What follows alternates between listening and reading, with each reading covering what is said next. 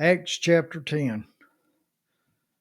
There was a certain man in Caesarea called Cornelius, a centurion of what was called the Italian regiment, a devout man and one who feared God with all his household, who gave alms generously to the people and prayed to God always. About the ninth hour of the day, he saw clearly in a vision, an angel of God coming in and saying to him, Cornelius. And when he observed him, he was afraid and said, What is it, Lord? And so he said to him, Your prayers and your alms have come up for a memorial before God. Now send men to Joppa and for Simon, whose surname is Peter. He is lodging with Simon, a tanner, whose house is by the sea. He will tell you what you must do.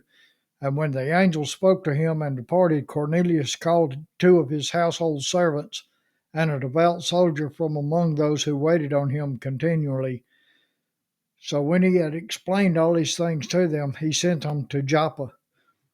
The next day, as they went on their journey and drew near to the city, Peter went up on a housetop to pray about the sixth hour. And when he became very hungry and wanted to eat, but while they made ready, he fell into a trance and saw heaven opened, and an object like a great sheet bound at four corners descending to him and let him down to the earth.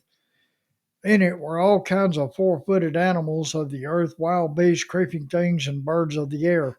And a voice came to him, Rise, Peter, kill and eat. But Peter said, Not so, Lord, for I have never eaten anything unclean or uncommon or unclean.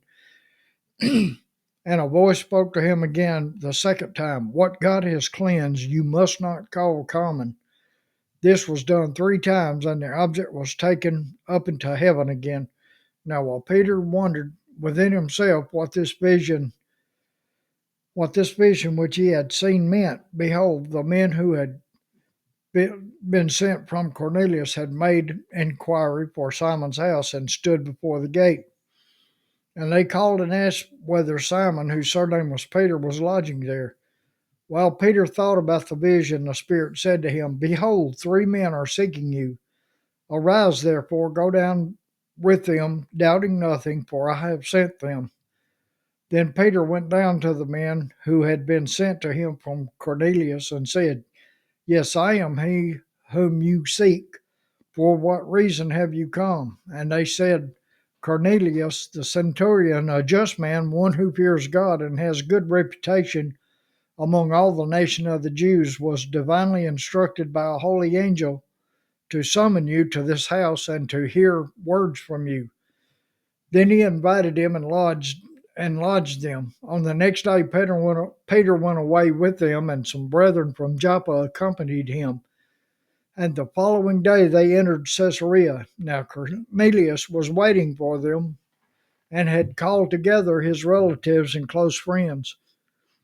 And as Peter was coming in, Cornelius met him and fell down at his feet and worshipped him.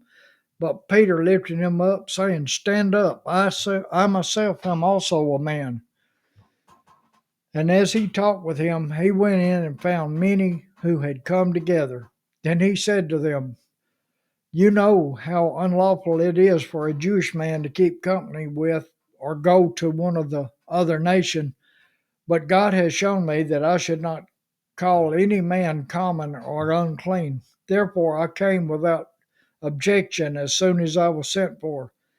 I asked then, For what reason have you sent for me? So Cornelius said, 4 days ago I was fasting until this hour, and at the ninth hour I prayed in my house, and behold, a man stood before me in bright clothing, and said, Cornelius, your prayer has been heard, and your alms are remembered in the sight of God. Send therefore to Joppa and call Simon, whose surname is Peter. He is lodging in the house of Simon, a tanner by the sea. When he comes, he will speak to you.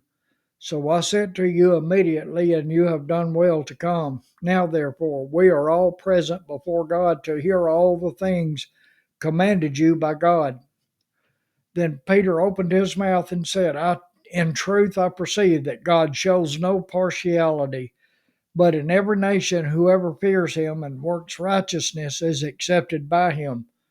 the word which God sent to the children of Israel, preaching through Jesus Christ, He is Lord of all. That word you know, which was proclaimed throughout all Judea and began from Galilee after the baptism which John preached, how God anointed Jesus of Nazareth with the Holy Spirit and with power, who went about doing good and healing all who were oppressed by the devil, for God was with him. And we are witnesses of all things which he did, both in the land of the Jews and in Jerusalem, whom they killed by hanging on a tree. Him God raised up on the third day and showed him openly, not to all people, but to witnesses chosen before God, even to us who ate and drank with him after he rose from the dead. And he commanded us to preach to the people and to testify that it is he who was ordained by God to be judge of the living and the dead. To him all the prophets witness that through his name whoever believes in him will receive remission of sins. While Peter was still speaking these words, the Holy Spirit fell upon all those who heard the word. And those of the circumcision who believed were astonished, as many as came with Peter, because the gift of the Holy Spirit had been poured out on the Gentiles also. For they heard them speak with tongues and magnified God. Then Peter answered, Can anyone forbid water that these should not be baptized, who have received the Holy Spirit just as we have? And he commanded them to be baptized in the name of the Lord. Then they asked him to stay a few days. Okay, that's chapter 11, and we'll move on to that was chapter 10. We'll move on to chapter 11.